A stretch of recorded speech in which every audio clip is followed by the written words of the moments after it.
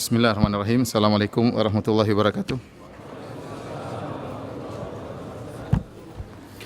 Alhamdulillahi ala ihsani wa syukru lahu ala taufiqihi wa amtinani wa asyhadu an la ilaha illallah wahdahu la syarika lahu ta'ziman li sya'ni wa asyhadu anna Muhammadan abduhu wa rasuluhu da'ila ridwani. Allahumma salli alaihi wa ala alihi wa ashabihi wa ikhwani. Hadirin dan hadirat yang dirahmati oleh Allah Subhanahu wa taala. Alhamdulillah, puji dan syukur kita panjatkan kepada Allah Subhanahu wa taala yang masih memberikan kita karunia dan kesempatan sehingga pada malam hari ini kita masih bisa menyempatkan waktu di tengah kesibukan kita masing-masing berkumpul dalam rangka membicarakan perkara yang sangat urgen dalam hidup kita, yaitu mengagungkan Rabb kita, mengagungkan pencipta kita, ya, mengagungkan Allah Subhanahu wa taala, mengesakannya. Salawat dan salam semoga tercurahkan selalu kepada junjungan kita Nabi Muhammad sallallahu alaihi wasallam dan juga kepada keluarganya serta seluruh sahabat beliau tanpa terkecuali.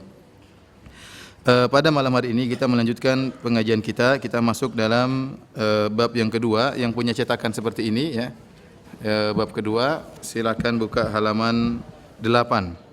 Ya, bab yang kedua dalam versi Arabnya Fadlu Tauhid wa ma yukaffiru minadz-dzunub, yang artinya keutamaan tauhid dan bagaimana kekuatan tauhid menghapuskan dosa-dosa.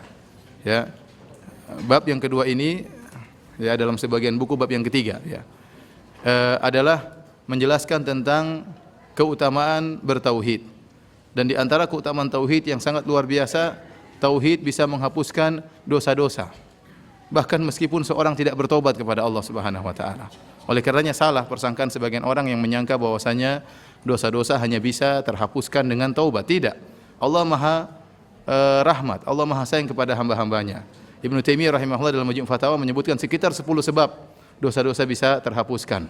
Di antaranya sebab yang terkuat adalah seorang bertauhid kepada Allah Subhanahu wa taala. Meskipun dia meninggal tidak sempat bertaubat, jika dia memiliki tauhid yang kuat, dosa-dosanya bisa diampuni oleh Allah Subhanahu wa taala. Oleh karenanya bab fadlu tauhid wa ma yukaffiru minadz-dzunub, kalau kita terjemahkan dalam bahasa Indonesia, bab tentang keutamaan tauhid dan bagaimana tauhid menghapuskan dosa-dosa. Ini kata istilah para ulama adalah atful khas alal am, menggandengkan yang khusus setelah menyebutkan yang umum. Kenapa? Karena keutamaan tauhid banyak. Bab tentang keutamaan tauhid dan bahwasanya tauhid menghapuskan dosa-dosa.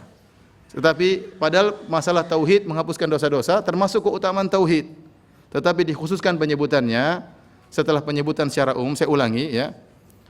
Penyebutan khusus setelah umum. Tauhid menghapuskan dosa-dosa termasuk keutamaan tauhid atau bukan? Termasuk keutamaan tauhid. Tetapi penulis menyebutkannya secara khusus, bab keutamaan tauhid dan bahwasanya tauhid menghapuskan dosa-dosa.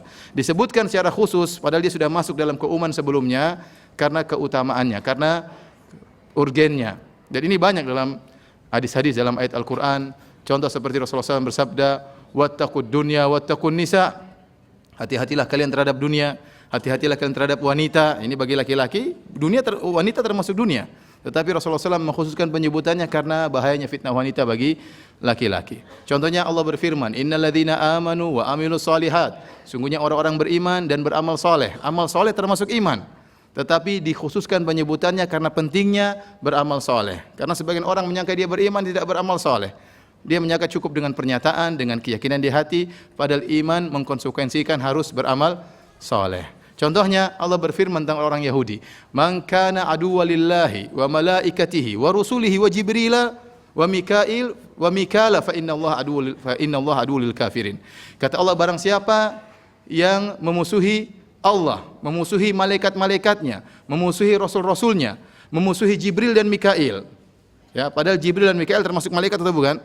Termasuk malaikat. Namun disebutkan secara khusus karena dua malaikat ini malaikat yang sangat penting.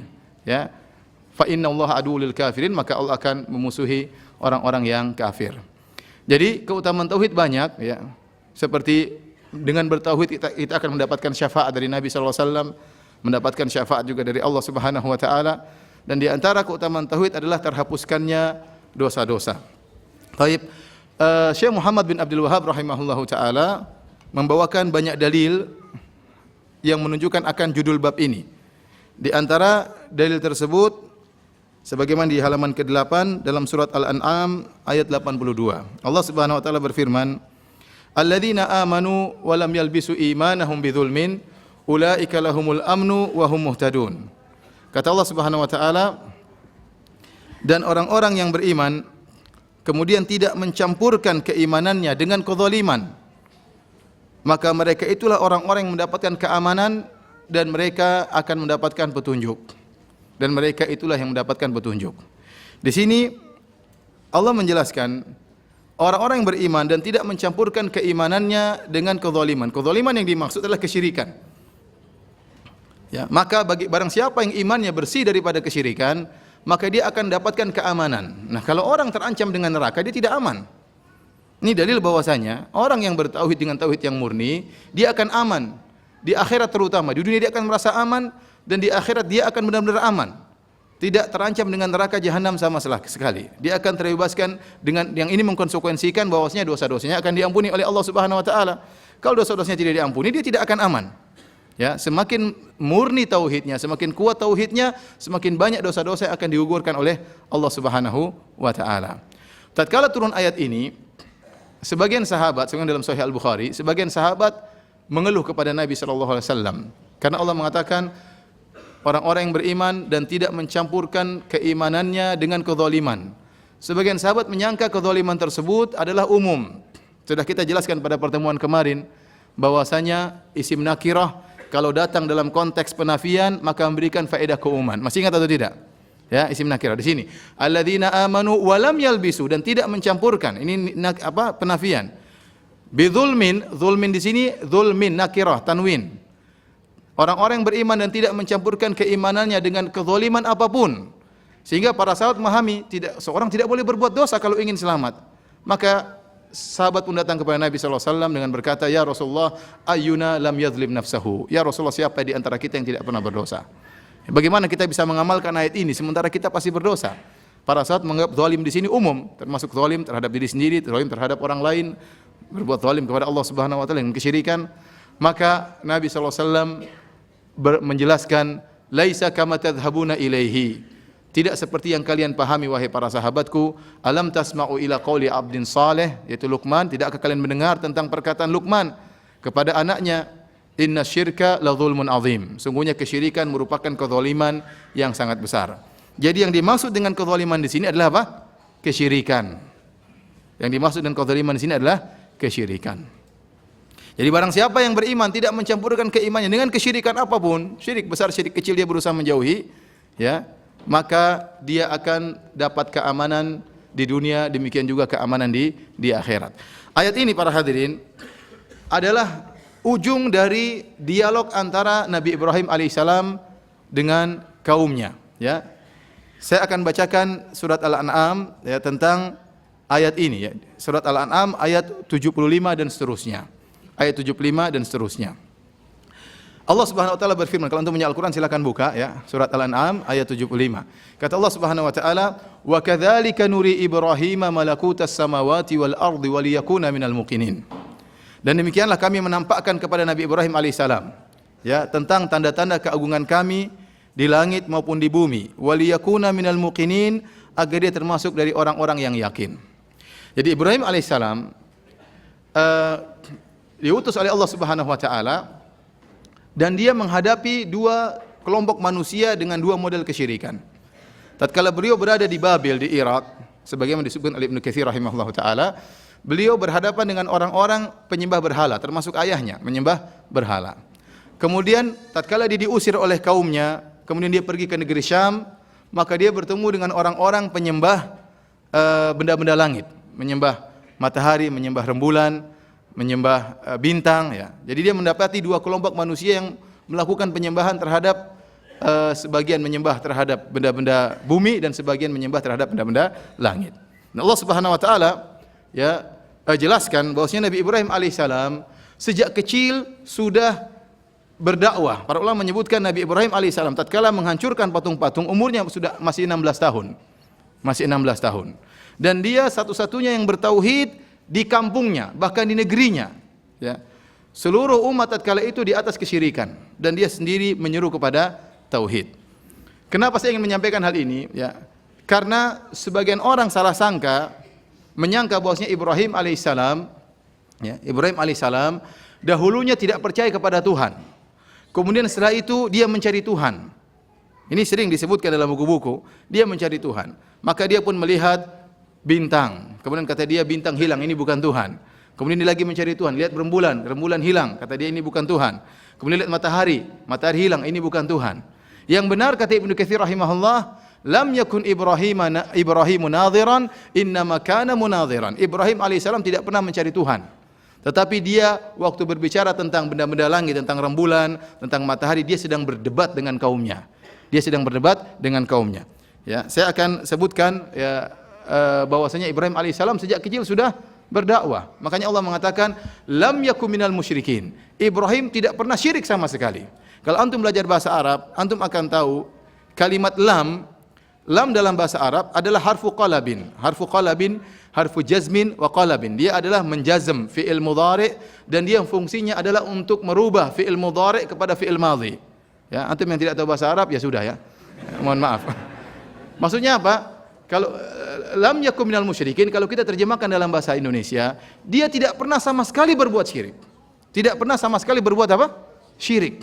Bahkan masa lampaunya juga dia tidak pernah berbuat syirik. Saya bacakan tentang dakwah Nabi Ibrahim terhadap para penyembah patung sebagaimana Allah sebutkan dalam surat Al-Anbiya ayat 51 dan seterusnya. Allah berfirman, "Walaqad ataina Ibrahima rusydahu min qabl wa kunna bihi alimin." Sungguh kami telah berikan petunjuk kepada Ibrahim sebelumnya, kata Ibnu Katsir, sejak dia kecil dia sudah diangkat oleh Allah sebagai nabi. Ya. Kemudian kata Allah Subhanahu wa taala, "Idz qala li abihi wa qaumihi, ma hadhihi tamathilul lati antum laha aqifun." Tatkala dia berkata kepada kaumnya, patung-patung dan ayahnya dan kepada kaumnya, "Apa ini patung-patung yang kalian iktikaf, kalian nongkrong di situ, beribadah di situ?" Kepada patung-patung tersebut. Patung-patung apakah ini? Apa jawaban kaumnya? Qalu wajadna aba'ana laha abidin. Kami mendapati nenek moyang kami menyembah patung-patung ini. Dan sedemikianlah banyak orang tatkala ditanya dalil, mereka tidak punya hujah, tidak punya dalil. Hujah mereka hanyalah ini tradisi nenek moyang kami. Sebagaimana kaum musyrikin di zaman Nabi SAW. Inna wajadna aba'ana ala millah wa inna ala atharihim muqtadun. Kami telah mendapati nenek moyang kami seperti ini dan kami tinggal ngikut saja. Ingat, Ibrahim sendirian bertauhid. Satu negara semuanya musyrikin. Makanya waktu Ibrahim berjalan dengan istrinya Sarah di negeri Mesir, kata Ibrahim, "Wahai Sarah, tidak ada yang beriman di atas muka bumi ini kecuali saya dan kau." Ya. Dia sendirian dan masih muda. Masih sekitar umur berapa? 15 tahun, 16 tahun. Waktu kaumnya berdalil dengan nenek moyangnya, maka dia berkata, "Qala laqad kuntum antum wa aba'ukum fi dhalalim mubin." Kalian, bapak kalian, kakek kalian semuanya dalam kesesatan yang nyata. Ini bikin jengkel orang ya. Kalau saya dibilang sesat saya masih bisa terima, tapi kalau dibilang bapak saya sesat, kakek saya juga sesat, wah saya susah kalau begitu ya. Makanya Ibrahim dengan berani mengatakan, "Iya, kalian sekarang mengatakan kalian mendapati penyembahan tersebut dari nenek moyang kalian. Tahukah kalian, bapak kalian, kakek kalian, buyut kalian semuanya sesat dengan kesesatan yang nyata." Berani Ibrahim alaihissalam. Mereka heran melihat Ibrahim ngomong demikian. Kata mereka, "Qalu ajitana bil haqqi am anta minal laibin?" Wahai Ibrahim, kau ini serius atau main-main? Serius atau main-main? Kamu sendirian kayak begini ya? Semua orang semua dalam kondisi menyembah berhala. Kenapa? Ini serius atau main? Kamu mencela nenek moyang kami? Serius atau main-main? Maka Ibrahim mengatakan, "Qala bar rabbukum rabbus samawati wal ardi alladzi fatarahunna wa ana ala dzalikum minasyahidin." Sungguhnya Rabb kalian adalah Allah yang telah menciptakan langit dan bumi. Yang menguasai langit dan bumi itulah Rabb kalian yang telah menciptakannya. Ya. Maka kemudian Ibrahim berkata, "Wa tallahi la akidanna asnamakum ba'da an tuwallu mudbirin." Saya akan buat makar terhadap sembahan-sembahan kalian tatkala kalian pergi. Jadi mereka ini disebut oleh para ahli sejarah dan Ibnu Katsir rahimahullah, mereka kaum Ibrahim punya acara tahunan. Acara tahunan tersebut acara hari raya. Namun mereka mengadakan acara hari raya di luar kampung mereka. Sehingga mereka keluar kampung kemudian mengadakan acara perayaan di luar kampung tersebut. Dan Nabi Ibrahim diajak. Namun Nabi Ibrahim beralasan. Dia mengatakan, "Inni saqim." Sungguhnya saya sakit. sakit. Padahal Ibrahim tidak sakit. Oleh karena dalam hadis Ibrahim alaihissalam, Nabi SAW mengatakan, lam yakdzib Ibrahim alaihissalam qat illa thalatha kazibat. Ibrahim alaihissalam seumur hidup tidak pernah berdusta kecuali cuma 3 kali. Berapa kali? 3 kali. Kalau kita berapa kali? Wallahu alam. Seumur hidup tidak pernah berdusta kecuali cuma 3 kali. Thintani fi dzatillah. 2 kali dia dusta karena untuk berdakwah di jalan Allah Subhanahu wa taala. Dusta yang ketiga dalam rangka menyelamatkan istrinya. Semuanya dusta beralasan, bukan asal ngomong, tidak. Dusta beralasan, 2-nya karena dakwah. Itu pun kata para ulama, dustanya bukan dusta yang tegas, tapi dusta yang tauriyah, kalimat yang disalahpahami. Ibrahim waktu diajak untuk ikut acara, dia tidak mau ikut. Dia cari alasan, kata dia, ini sakim, saya sakit. Sekali lagi, sakim dalam bahasa Arab adalah isim fa'il. Isim fa'il itu menunjukkan masa sekarang atau masa depan. Jadi kalau ini sakim bisa diartikan saya akan sakit, dan Ibrahim pasti akan sakit suatu saat. Jadi dia tidak berdusta. Atau dia mengatakan saya sedang sakit, maksud saya hati saya sakit lihat kalian kurang ajar ya. Ini dusta di antaranya. Dusta yang kedua akan kita sebutkan.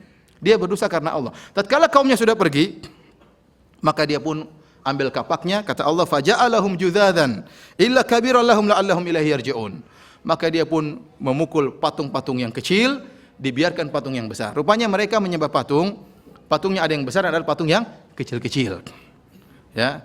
Dan di mana-mana orang berbuat syirik seperti itu. Antum lihat orang-orang menyembah dewa-dewa, pasti ada dewa yang paling hebat satu. Ya, yang lainnya anak buah ya. Iya.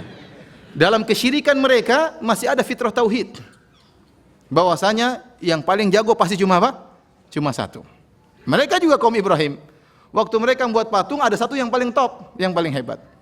Saya pernah jalan di Medan. Saya lihat ada patung besar, ada patung kecil-kecil. Ada seorang syekh berkata, ini kalau ada Nabi Ibrahim dihancurin yang kecil-kecil katanya. Biarin yang gede. Maka Ibrahim alaihissalam ingin menggerakkan agar mereka berfikir.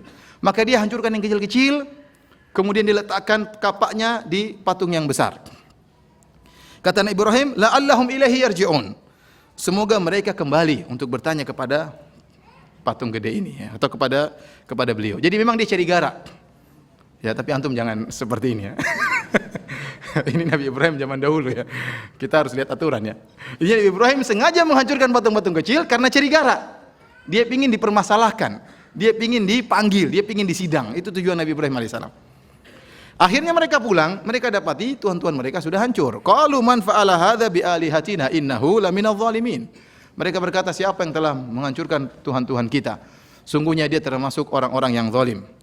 Qalu sami'na fatan yadhkuruhum yuqalu lahu Ibrahim. Kami pernah dengar ada anak muda, fatan anak muda, masih 15 tahun, 16 tahun, pernah mengejek tuhan-tuhan kita.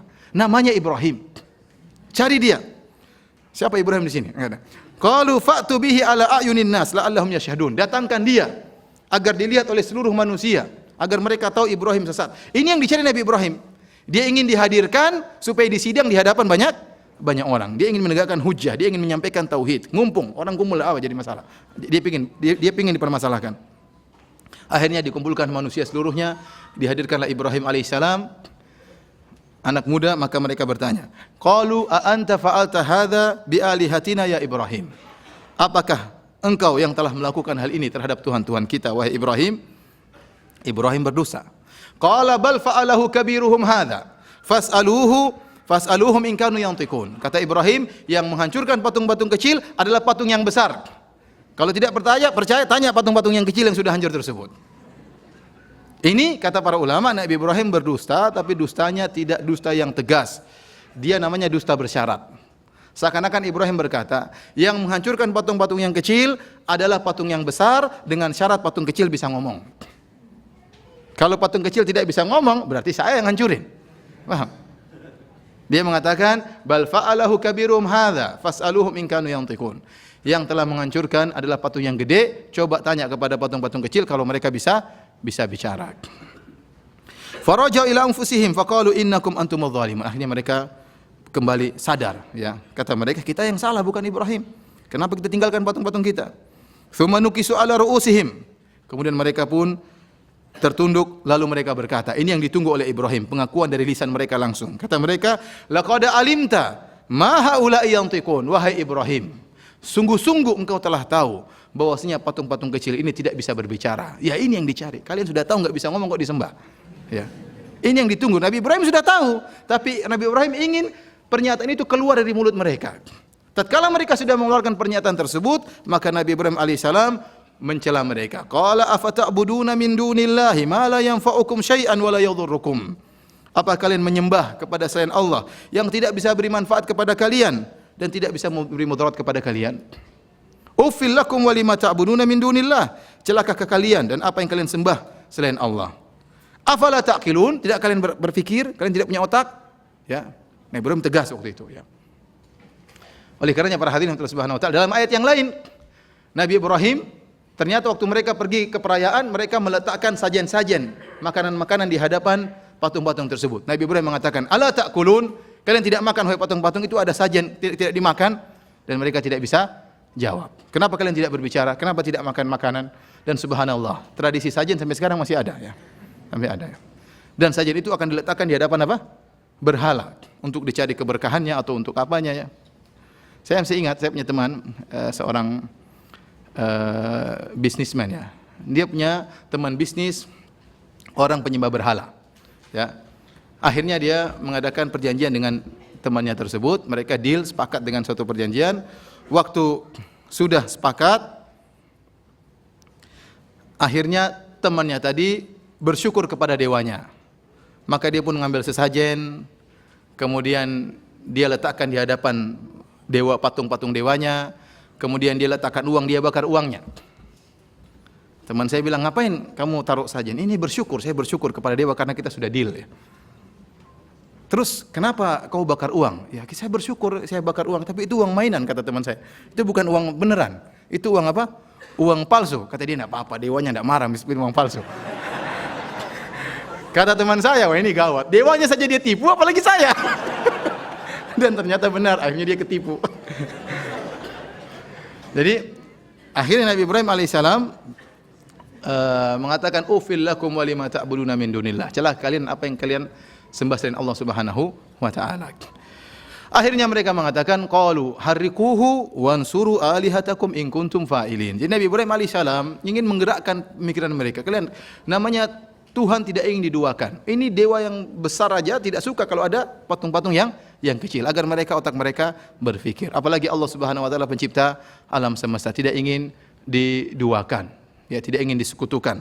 Akhirnya mereka pun tatkala tidak bisa berhujah dengan dalil, maka mereka menggunakan otot. Kata mereka, harrikuhu, bakala Ibrahim, wansuru alihatakum, dan tolonglah Tuhan-Tuhan kalian, in kuntum fa'ilin, kalau kalian benar-benar bertindak. Maka Allah berkata, kulna ya naru kuni bardan wa salaman ala Ibrahim. Maka Allah berkata, wahai api, jadilah kau dingin dan keselamatan bagi Ibrahim. Jadi Ibrahim kemudian dibakar, dimasukkan ke dalam lautan api. Disebutkan mereka mengumpulkan kayu bakar dalam waktu yang lama. Ibnu Katsir menyebutkan riwayat sampai ada seorang wanita sakit. Dia bernazar, kalau saya sembuh, saya akan bawa kayu untuk pembakaran Ibrahim. Jadi Ibrahim alaihissalam ditahan dulu, tidak langsung dibakar. Dibuat api yang sangat besar, kemudian dinyalakan. Setelah itu Ibrahim dibuka bajunya, kemudian dilemparkan ke dalam lautan api dengan menggunakan manjanik. Manjanik seperti ketapel raksasa. Waktu Nabi Ibrahim dilemparkan, beliau mengucapkan, hasbunallahu wa ni'mal wakil. Cukuplah Allah sebagai penolongku, dan dialah sebaik-baik penolong. Maka Allah menjadikan api yang tadinya panas, dingin bagi Ibrahim. Dan ini cuma khusus buat Ibrahim. Bagi yang di sekelilingnya terbakar, kayu-kayu terbakar, jadi arang, habis. Tapi Ibrahim dingin. Karena Allah yang mengatur, ya. Allah yang mengatur, ya. Untuk Ibrahim api tersebut dingin, untuk yang lainnya membakar. Ternyata Ibrahim alaihissalam setelah api selesai mati, dia keluar selamat. Seharusnya mereka beriman kepada Ibrahim alaihissalam, tapi kenyataannya tidak. Mereka selalu punya syubhat. Kalau ada nabi diberikan mukjizat oleh Allah Subhanahu wa taala, kata mereka sahirun au majnun, itu tukang sihir, makanya jagoan. Jadi demikian, Nabi Musa alaihissalam sudah membuat, Allah datangkan mukjizat, tongkat bisa berubah jadi ular, dan ular beneran makan ular yang lain, mereka mengatakan tukang sihir. Ibrahim alaihissalam selamat dari lautan api, kata mereka tukang sihir. Akhirnya Ibrahim alaihissalam diusir dan dia pun pergi. Nabi Ibrahim alaihissalam, kalau antum baca tentang kisah beliau, dia di antara sifatnya halim, orang yang sangat pemaaf. Meskipun dia tidak berdoa, ya Allah hancurkan kaumku, tidak. Dia diusir dan dia pergi. Dan dia pergi, kemudian dia pergi ke negeri Syam. Di negeri Syam kemudian dia menikah dengan Sarah. Sarah itu orang Suriah ya, orang apa? Suriah. Kemudian di negeri Syam beliau bertemu dengan orang-orang musyrikin model yang lain, yaitu orang-orang musyrikin penyembah bintang, rembulan dan matahari. Yang itu Allah sebutkan dalam surat Al-An'am. Saya bacakan ya ayat-ayat tersebut dalam surat Al-An'am, kata Allah Subhanahu wa taala, "Wa kadzalika nuri Ibrahim malakutas samawati wal ardi wa liyakuna minal muqinin." Dan demikianlah kami tampakkan tanda-tanda kebesaran ayat-ayat kami di langit ya dan di bumi agar Ibrahim menjadi orang-orang yang yakin. Falamma janna alaihi al-lailu ra'a kaukaba. Kemudian tatkala tiba malam hari Ibrahim melihat rembulan. Ingat ya, kata Allah, ini perhatikan, ini sedikit ada bahasa Arabnya ya. Ini semuanya bahasa Arab memang ya. Antum banyak juga orang Arab ya, tapi tidak tahu bahasa Arab. Baik, kata Allah, wa kadzalika nuri Ibrahim malakutas samawati wal ard wa liyakuna minal muqinin. Demikianlah kami menampakkan perbendaharaan kami di langit dan di bumi agar Ibrahim termasuk orang-orang yang yakin. Selesai, titik. Setelah itu Allah berkata, falamma janna alaihi al-lailu ra'a kaukaba. Fa dalam bahasa Arab itu menunjukkan tertib. Jadi kata gandeng dalam bahasa Arab ada 3. Ada wa, ada fa, ada summa. Ada wa, ada fa, ada apa? Summa. Kalau wa limutlaqil jam'i, hanya sekedar untuk mengumpulkan tanpa melihat tertib. Contoh saya mengatakan jaa Muhammadun wa Umar. Telah datang Muhammad wa dan Umar. Saya tidak peduli apakah Umar lebih dahulu atau Muhammad lebih dahulu. Pokoknya dua-duanya sama-sama apa? Datang. Maka saya menggunakan huruf wa. Datang Muhammad dan Umar. Bisa jadi Umar lebih dahulu daripada Muhammad. Tapi kalau saya menggunakan fa, berarti ada tertib. Jaa Muhammadun fa Umar. Paham? Telah datang Muhammad lalu siapa? Umar. Karena saya menggunakan fa. Lebih lagi kalau saya menggunakan summa. Summa itu menunjukkan tertib ma'at-tarakhi, bersamaan dengan ada jeda. Jaa Muhammadun summa Umar. Telah datang Muhammad kemudian Umar. Paham? Jadi fa dan summa menunjukkan tertib. Kenapa saya ingin sampaikan hal tersebut? Saya bawa kepada surat Al-An'am ini. Jadi Ibrahim sudah yakin dahulu, baru kemudian Allah berkata, "Falamma lalu tatkala tiba malam hari Ibrahim melihat rembulan." Ibrahim melihat bintang. Qala hadza rabbi, maka dia berkata ini adalah Tuhanku. Ingat, Ibrahim sudah yakin terlebih dahulu. Oleh karenanya Ibnu Katsir mengatakan Ibrahim tidak sedang mencari Tuhan, tapi dia sedang berdialog, dia bersandiwara di hadapan kaumnya. Di antara kaumnya ada yang menyembah bintang, ada yang menyembah rembulan, ada yang menyembah matahari. Maka dia bersandiwara seakan-akan dia menyembah bintang, seakan-akan dia mencari Tuhan rembulan, seakan-akan dia mencari Tuhan matahari. Padahal dia sudah beriman, padahal dia sudah jadi nabi, padahal dia sudah diusir dari negerinya Babil, sekarang dia pergi ke negeri Syam. Faham?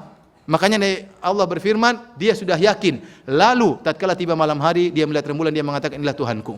Falamma afala qala la uhibbul afilin. Tatkala rembulan tersebut hilang, dia mengatakan saya tidak suka Tuhan yang hilang. Tuhan harusnya selalu ada ya, bukan ada dan tiada. Falamma ra'al qamara bazighan qala hadza rabbi. Tatkala dia melihat rembulan muncul, dia mengatakan ini Tuhanku. Dari bintang rembulan lebih gede menurut pandangan manusia. Falamma afala, tatkala hilang rembulan tersebut, dia berkata, qala la illam yahdini rabbi la akunanna minal qaumidh dhalin. Kalau bukan Rabbku memberi petunjuk kepadaku, aku akan termasuk orang-orang yang sesat menyembah rembulan ini. Ini menunjukkan dia bersandiwara, dia sudah percaya.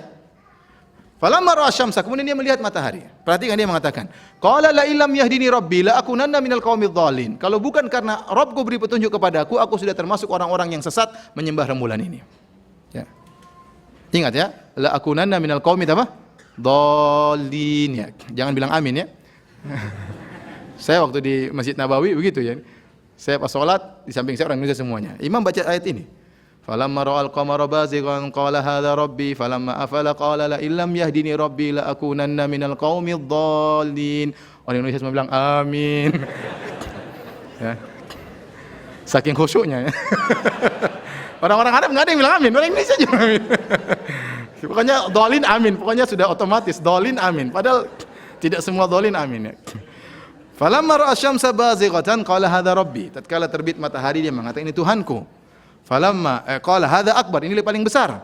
Falamma afalat qala ya qaumi inni bari'um mimma tusyrikun. Tatkala matahari terbenam dia mengatakan aku berlepas diri dari kesyirikan yang kalian lakukan. Jadi Ibrahim tidak sedang mencari Tuhan, tapi sedang apa?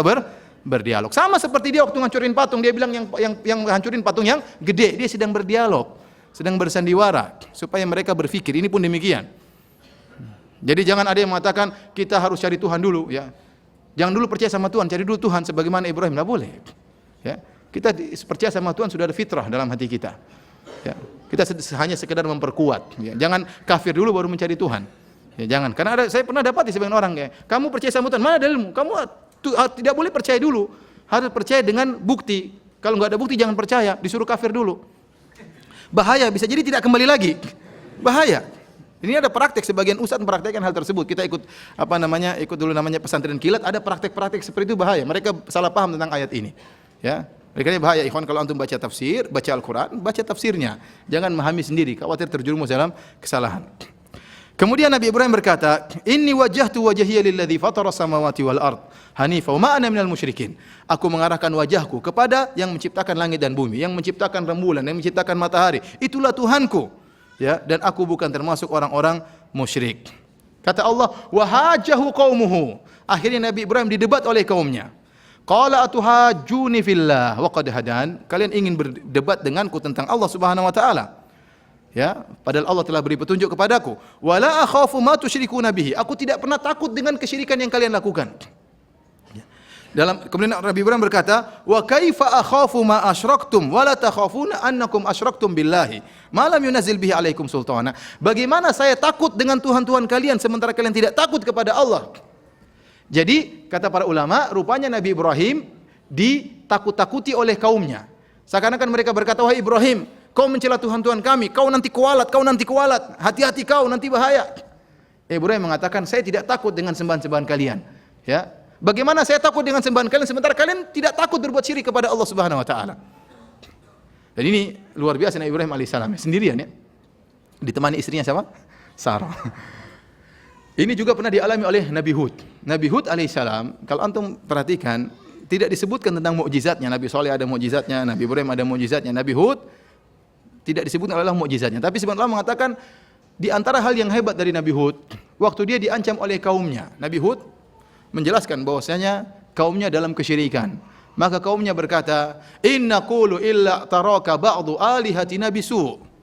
Qala ushhidullah wa asyhadu anni bari'um mimma tusyrikuna min duni. Fakiduni jami'an thumma la tunzirun. Inni tawakkaltu 'ala Allahi rabbi wa rabbukum.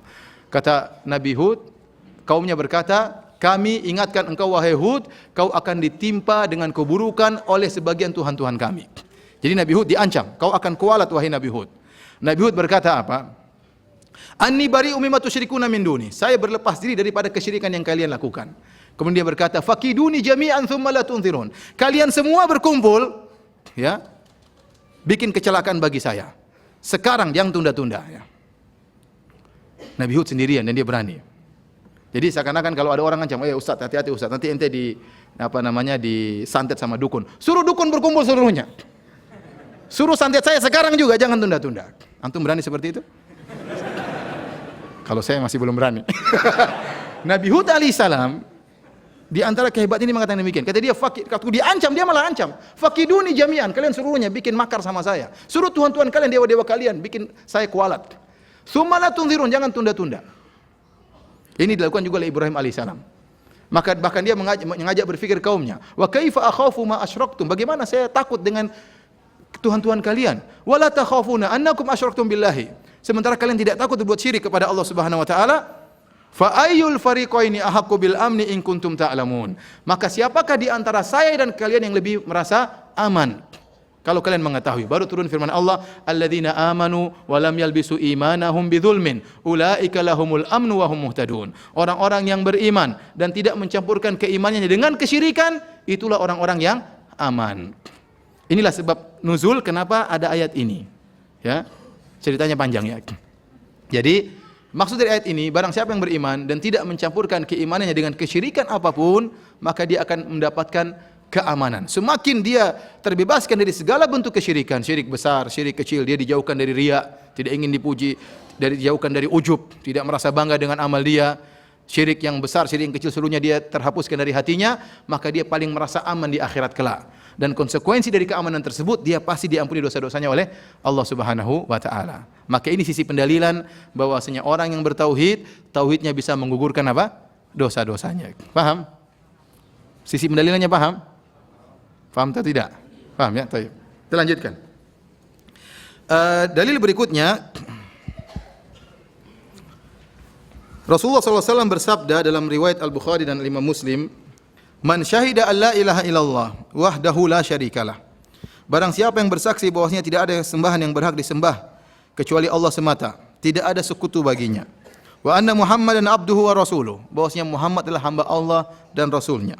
Wa anna Isa abdullahi wa rasuluh, dan Isa itu adalah hamba Allah dan rasulnya. Wa kalimatuhu alqaha ila Maryam, dan kalimat Allah yang Allah lemparkan ke Maryam itu kalimat kun, wahai Isa jadilah engkau. Wa ruhu minhu, dan bahwasanya Isa adalah ruh di antara ruh-ruh yang Allah ciptakan. Wal jannata haqqun, dan dia bersaksi surga itu ada. Wan naru haqqun, dan dia bersaksi neraka itu ada.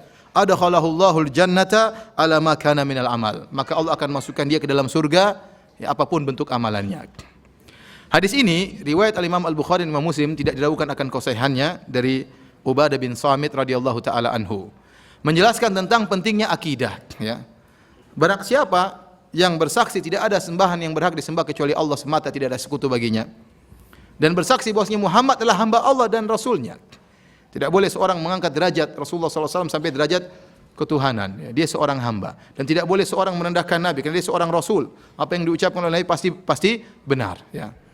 Tidak boleh berlebihan dan tidak boleh dia kurang. Harus di tengah-tengah. Nabi SAW adalah hamba Allah dan juga rasulnya. Dan dia yakin bahwasanya Nabi Isa hanyalah hamba Allah yang saleh, seorang nabi. Dia berada dalam perut ibunya karena Allah berkata kun, jadilah engkau wahai Isa. Ya, dan ruh yang Allah ciptakan Allah kirimkan ke dalam perut Maryam. Ya. Dan dia bukan anak Allah, dan dia bukan Allah Subhanahu wa taala, bukan titisan Allah Subhanahu wa taala, tapi dia adalah ruh dari ruh-ruh yang Allah ciptakan. Kemudian dia bersaksi bahwasanya surga itu ada. Karena ada sebagian orang mengingkari adanya surga. Sebagian orang ahli filsafat mengatakan sebenarnya surga tidak ada, sebenarnya neraka tidak ada. Tetapi ya, para nabi menyampaikan hal tersebut kepada kaumnya supaya mereka bisa taat. Maka dibuatlah cerita-cerita seakan-akan surga itu ada, seakan-akan neraka itu ada. Padahal sebenarnya tidak ada. Ya. Ini pendapat sebagian orang-orang ahli filsafat. Ya. Ini berbahaya. Ini kekufuran. Meyakini surga tidak ada, meyakini neraka tidak ada, berarti kita mengingkari banyak sekali ayat-ayat Allah Subhanahu wa taala. Kata mereka karena yang dihadapi oleh Nabi Muhammad adalah orang Arab Badui. Kalau dibilang tentang yang lain, mungkin tentang akhlak, mereka tidak akan berakhlak. Tapi kalau ditakut-takuti dengan surga dan neraka, baru mereka bisa berakhlak. Sebenarnya surga dan neraka tidak ada. Ini kekufuran. Kita harus yakin bahwasanya surga itu ada, neraka itu ada. Maka kata Nabi SAW, adkhalahullahu al-jannata ala ma kana minal amal. Maka dia akan masuk surga bagaimanapun amalannya. Ini adalah tafsiran di kalangan para ulama. Dia akan dimasukkan oleh Allah ke dalam surga bagaimanapun amalannya. Tafsiran pertama, dia akan masuk surga bagaimanapun maksiat yang dia lakukan. Dia pasti ujung-ujungnya akan masuk surga. Apakah masuk surga secara langsung tanpa diadab sama sekali, ataukah diadab terdahulu tapi intinya akan masuk apa? Surga. Tergantung kekuatan tauhidnya. Kalau tauhidnya sangat kuat, dia akan masuk surga tanpa melalui neraka. Tapi kalau tauhidnya lemah, tauhidnya hanya bisa menggugurkan sebagian dosa, akhirnya dia harus masuk neraka terlebih dahulu. Tetapi ujung-ujungnya dia pasti akan masuk surga. Ya. Beda dengan orang yang musyrik. Kalau orang musyrik pasti di neraka jahanam kekal selama-lamanya, tidak mungkin akan keluar dari neraka jahanam. Ya, ini keyakinan ahlu sunnah wal jamaah, bahwasanya orang muslim bagaimanapun dia bermaksiat, selama tauhidnya belum batal, suatu saat dia pasti akan masuk surga. Entah langsung masuk surga atau mampir terlebih dahulu. Makanya saya ingat cerita yang disampaikan oleh Syekh Abdul Razak hafizahullah taala. Beliau bercerita tentang ada seorang mahasiswa Universitas Islam Madinah dari negara kafir. Dia cerita bagaimana dia masuk Islam. Ceritanya dia pernah jadi guide. Dia menggait beberapa orang-orang Arab, ya, entah dari Saudi atau Kuwait, dari negara Khalij. Ya. Datang berlibur di negaranya, entah Perancis, entah pokoknya negara kafir. Maka diajaklah ke bar, mereka pun minum bir, orang-orang Arab ini ya. Mereka minum bir, mereka orang Islam. Dia juga minum bir ya, sama-sama karena dia guide-nya. Waktu mereka sedang teler, sedang mabuk, tiba-tiba ada di antara mereka yang sadar, berkata, "Ya Allah, semoga Allah ampuni kita." Kata siapa? Kata di antara orang-orang Arab yang mabuk tersebut. Akhirnya guide tadi, orang kafir tadi mengatakan, "Saya juga diampuni oleh Tuhan." Kata orang mabuk ini, "Enggak, kau enggak. Kalau kau neraka tidak bisa keluar. Pasti kekal dalam selamanya." Katanya, "Kenapa? Kita ini ahli tauhid tapi bermaksiat. Kalau ente kafir asli, tidak bisa keluar dari neraka." Padahal mabuk ini. Akhirnya orang ini, kata Syekh Abdul Razak, dia berpikir, kenapa saya harus masuk neraka terus-terusan? Maka dia pun mulai cari tahu, sampai akhirnya masuk Islam. Dia baca literatur sampai dia tahu tentang kesyirikan, sampai akhirnya dia masuk Islam. Ini akidah yang benar ya. Antum lihat orang mabuk saja bisa berdakwah. Apalagi antum. Jadi kalau orang muslim bagaimanapun dia, selama dia tidak batal tauhidnya, entah dia berzina, entah dia pasti masuk surga ujung-ujungnya. Entah langsung masuk surga kalau tauhidnya kuat, atau dia mampir dulu ke neraka jahanam, tapi ujungnya pasti masuk surga. Kemudian tafsiran kedua, ini tafsiran pertama. Tafsiran kedua, adakhallahu al-jannata ala ma kana minal amal. Allah akan masukkan dia ke dalam surga sesuai dengan derajat amalnya. Jadi dalam hadis Rasulullah SAW mengatakan, "Inna fil jannati mi'ata darajah." Ya, sungguhnya di surga ada 100 derajat surga. A'addaha Allah lil mujahidina fi sabilillah. Allah siapkan untuk orang-orang yang berjihad di jalan Allah 100 derajat. Ma bainad darajataini kama bainas sama'i wal ard. Antara derajat yang satu dengan derajat yang lain jaraknya seperti langit dan bumi. Kata Al-Hafidz Ibnu Hajar rahimahullah, ini isyarat sebagaimana mujahidin bertingkat-tingkat kedudukan mereka, demikian juga orang-orang yang puasa, orang-orang yang salat, orang-orang yang berdakwah, ya, tidak sama juga derajatnya di surga. Ya. Berarti surga itu bertingkat-tingkat sesuai dengan amalan masing-masing. Itu bayangkan antara derajat satu dengan derajat yang lain sejauh langit dan bumi, ya. Maka Rasulullah SAW berkata, "Fa idza sa'altumullah, jika kalian minta kepada Allah, fas'aluhul firdaus, maka mintalah surga yang paling tinggi. Fa innahu a'lal jannah wa awsatuha." Dia adalah surga yang paling tinggi dan paling tengah. Ya, maka seorang berdoa kepada Allah, ya, agar Allah memasukkan dia ke dalam surga apa? Al-Firdaus.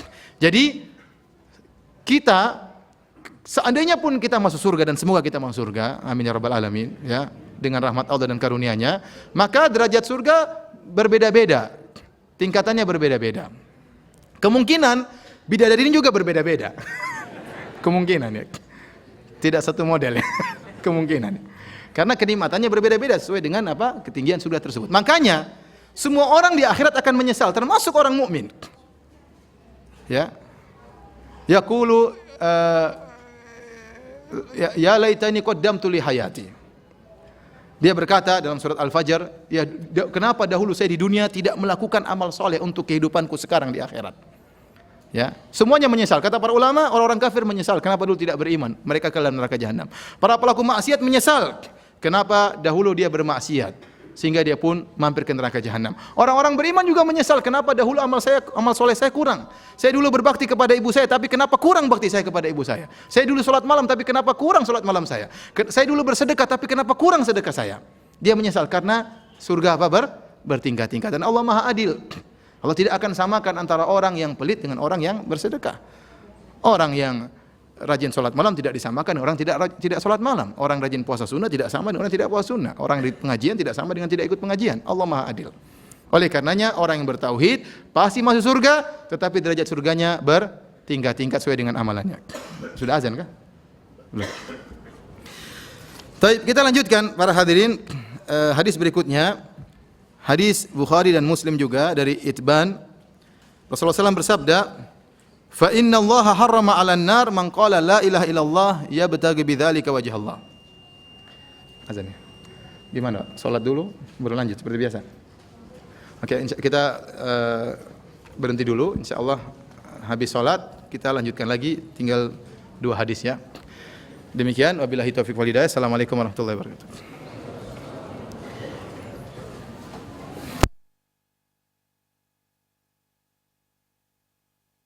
Bismillahirrahmanirrahim. Assalamualaikum warahmatullahi wabarakatuh. Alhamdulillah, salatu wassalamu ala Rasulillah wa ala alihi wa sahbihi wa mawalah. Ikhwani fillah wa akhwati fiddin, azani Allah wa iyyakum, Bapak-bapak dan ibu-ibu yang dirahmati oleh Allah Subhanahu wa taala.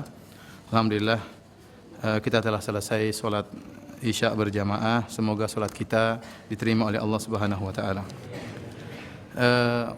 Sepertinya kita tunda pembahasan kita karena masih ada 3 hadis dan 3 hadis tersebut tidak bisa saya buru-buru cepat-cepat ya. Saya khawatir apa yang saya sampaikan tidak sampai, maka kita tunda pada pertemuan berikutnya insyaallah. Selanjutnya kalau ada yang bertanya saya persilahkan. Tapi sebelum antum bertanya, ini ada beberapa hadiah disiapkan panitia kepada ikhwan-ikhwan yang bisa menjawab pertanyaan. Pertanyaan pertama, siapa yang bisa sebutkan 2 jenis kaum Nabi Ibrahim alaihissalam yang berbuat kesyirikan? Ya, silakan.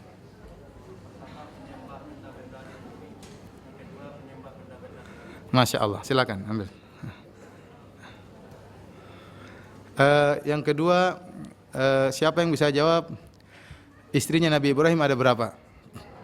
Oh, ibu-ibu yang jawab, ibu-ibu yang jawab. Nggak jadi.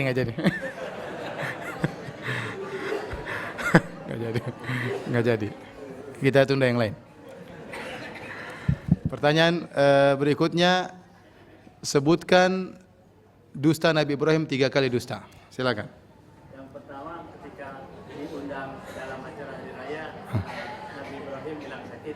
Yang kedua, berdusta ketika patung-patung kecil dihancurkan, dia bilang patung besar yang ketiga, waktu dia melindungi istrinya. iya, Masya Allah, benar ya. 3 dusta. Yang pertama, Nabi Ibrahim mengatakan sakit waktu diundang untuk acara hari raya kemusyrikan. Yang kedua, dia menghancurkan patung-patung kecil, dia mengatakan yang hancurin patung yang gede. Yang ketiga, kisahnya tersendiri tatkala dia ingin melindungi istrinya Sarah tatkala ingin diperkosa oleh Raja Mesir. Ya, silakan. Hadiah berikutnya, siapa yang paling muda yang hadir di malam hari ini? Ingat ya, yang paling muda. Saya ingin periksa KTP-nya, jangan. Begini. Yang paling muda mana? 19 tahun. Ada yang lebih muda dari 19 tahun? 18. Ada yang lebih muda 18? 15. Berapa? Mana 15? Wah, itu enggak bisa. Berapa? Berapa? 14, Masya Allah. Sini 14, yang 15, sini semua. 18, 19. Silakan, tolong kasih. Mana yang 14 ini ya? Masya Allah. Seperti umurnya Nabi Ibrahim ya, mirip-mirip. Baik, yang paling jauh datang angkat tangan. Ingat ya, bukan saya tidak tanya asal ya. Kalau asal saya dari Irian, lebih jauh daripada antum. Ya. Saya ingin tahu yang datang paling jauh. Dari mana? Bukan asal. Yang datang dari jauh untuk ikut pengajian. Yang paling jauh siapa? Halim Perdana Kusuma. Mana yang lebih jauh? Ciganjur. Ada yang lebih jauh? Hah? Depok. Ada yang lebih jauh? Hah? Dari Pejaten. Penjaringan. Ada yang lebih jauh Penjaringan? Buat Pak Anies saja. Dan antum ngalah, jangan antum ngalah. Taib. Pertanyaan berikutnya,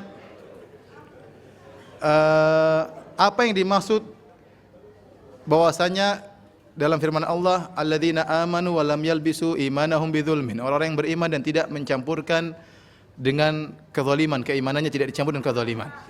Tunggu, saya tidak tanya itu. Saya tanya apa dalilnya bahwa yang dimaksud dengan zalim adalah kesyirikan. Silakan, yang di luar. Hah? Masya Allah. Inna syirka la dzulmun azim. Perkataan Luqman. Jazakallah khair. Silakan. Ini ibu enggak ada Pak Aud. Ibu enggak ada ya? Tinggal 3 ini. Ibu-ibu. Yes. Ini buat ibu-ibu susah ya? Buat laki-laki aja? Ya. Pertanyaan berikutnya, yang paling tua yang hadir. Berapa? Berapa? 78. Berapa? Kalah. Silakan. Tapi Bapak ini yang paling depan, maka dia juga dapat. Tapi pertanyaan terakhir, siapa yang hafal dalil dari yang kita telah sebutkan dalam pengajian? 1 dalil aja. Saya tidak ingin terjemahan, saya ingin teks Arabnya. Ya. Cuma satu dalil yang kita sebutkan tadi dalam pengajian. Satu dalil saya sebut tadi banyak dalil. Mau hadis, mau ayat terserah. Hah? Saya tidak sebutkan nomor ayatnya, saya suruh sebutkan dalilnya. Ada yang hafal? Silakan. Apa bunyinya? Ganti, cancel dia. Yang lain? Ah? Masih berusaha? Ya silakan.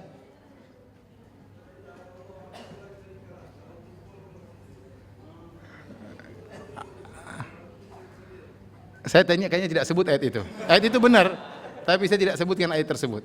Yang saya sebutkan dalam pengajian, silakan. Aduh. Antum meralat ya? Enggak. Oh ya, nafas ini nafas. Kasih. Iya dah. Taib, ada yang bertanya, saya persilakan.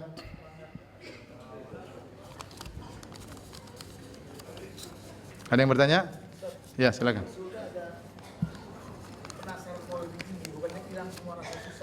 Iya. Iya. Pertanyaannya apa? Bukan iri, dia kepingin aja, dia menyesal kenapa tidak, tapi cuma sesaat. Setelah dia mau surga, dia akan lupa dengan apa? Segalanya. Ya. Jadi tatkala seorang dicelupkan, dalam hadis Rasulullah SAW sebutkan, seorang dicelupkan dalam satu celupan sekejap di neraka, maka Allah bertanya, Ammarat bika na'imun qad, apakah kau pernah merasakan kenikmatan? Kata dia, tidak pernah sama sekali. Kenapa? Karena dia merasakan kepedihan yang sangat luar biasa. Ya. Ada orang seperti itu, dia di dunia dikasih sakit, dia seperti tidak pernah nikmat sama sekali. Kenapa? Karena diberikan sakit yang sangat luar biasa. Sebaliknya orang tatkala dimasukkan dalam surga, satu celupan di surga ditanya, apakah kau pernah merasakan kesulitan sama sekali? Kata dia, tidak pernah sama sekali. Kenapa? Kenikmatan yang dia rasakan di surga sekejap melupakan segala kesulitan yang pernah dia alami. Ya. Ini sekedar menunjukkan kita harus berlomba-lomba. Ya. Makanya Allah berfirman tentang surga. Tatkala Allah menyebutkan nikmat-nikmat surga, kata Allah, wa fi dzalika falyatanafasil mutanafisun. Untuk urusan surga maka berlomba-lombalah. Allah suruh berlomba-lomba karena surga bertingkat-tingkat. Tapi ada lagi yang bertanya? Silakan, Pak.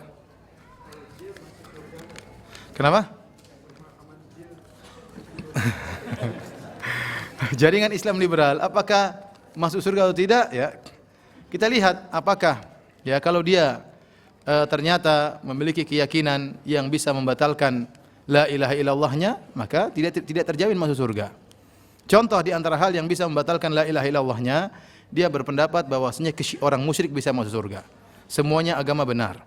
Dia menyamakan antara orang penyembah nabi sama dengan penyembah Allah Subhanahu wa taala. Mereka menyatakan Nasrani, Yahudi, ya, Hindu, Buddha semuanya masuk surga. Bahwasanya di surga bukan cuma ada surga kaum muslimin. Surga itu luas, jangan dimonopoli kata mereka. Ya, ada surga Hindu, surga Muslimin, surga Yahudi, surga Nasrani, bisa saling kunjung-kunjungan. Ya, ini berbahaya. Kenapa? Karena hal ini bisa membatalkan tauhid. Kenapa? Berarti menyamakan antara agama tauhid dengan agama apa? Kesyirikan. Menyamakan antara penyembahan terhadap Allah Subhanahu wa taala pencipta alam semesta dengan penyembahan terhadap manusia seperti Nabi Isa alaihi salam, atau penyembahan terhadap seorang yang bijak seperti Siddhartha Gautama, atau penyembahan terhadap sapi atau terhadap jin. Ini tidak benar. Kalau kita membenarkan pemahaman seperti ini, kemana ayat-ayat yang menjelaskan orang-orang musyrikin di neraka jahanam? Ayat yang begitu banyak seakan-akan kita gagalkan. Oleh karenanya kalau sampai pemahaman mereka sampai pada tahapan ini, maka ini berbahaya. Tapi ada yang liberal tidak sampai demikian. Hanya maksudnya liberal adalah kebebasan, laki-laki harus sama dengan perempuan, ya, dan yang lain sebagainya. Oleh karenanya mereka bermacam-macam juga. Tidak bisa kita hukum dengan satu hukum. Wallahu a'lam bishawab. Ada lagi yang bertanya? Di ujung terakhir ya, silakan. Ya, antum. Ya, salah kalau gitu. Ya, antum enggak apa. Tadi saya tangannya ke situ, tapi karena antum yang berdiri saya belok sini. Nah, silakan. Silakan. Antum silakan. Ya.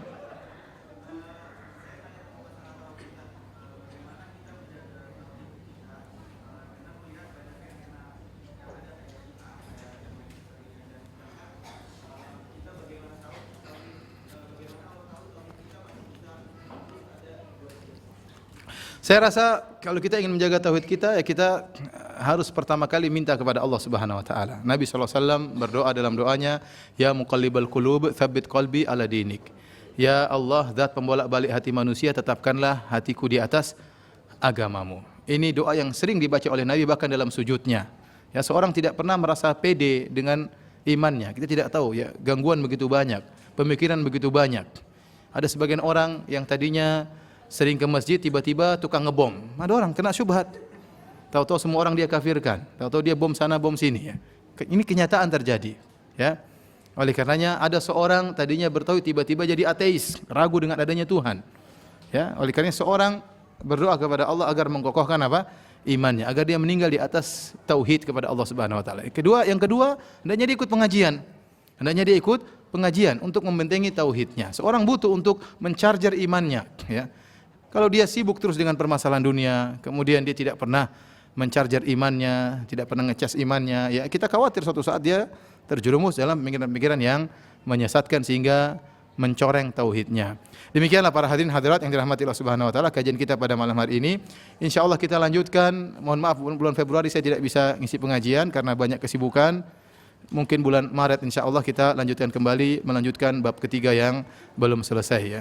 Kurang lebihnya saya mohon maaf, yang benar datangnya dari Allah Subhanahu wa taala, yang salah dari pribadi saya dan dari syaitan. Semoga Allah mengampuni dosa-dosa kita. Subhanakallah bihamdik asyhadu an la ilaha illa anta astaghfiruka wa atubu ilaik. Assalamualaikum warahmatullahi wabarakatuh.